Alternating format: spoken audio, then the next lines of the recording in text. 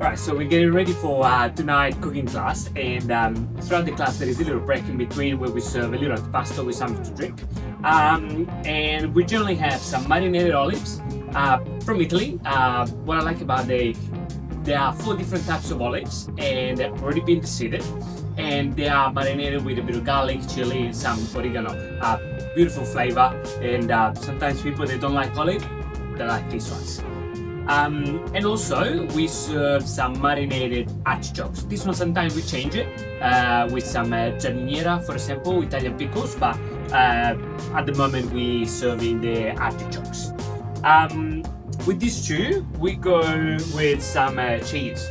I love this one. It's a Sicilian cheese called the Primo Sale.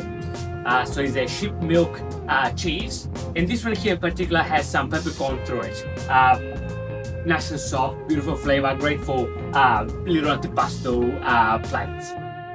And then one last thing, we serve some salame. We swap and change the flavors. Tonight is gonna be the picante with chili, but this brand in particular is one of my favorite. Nice and soft, it's perfect.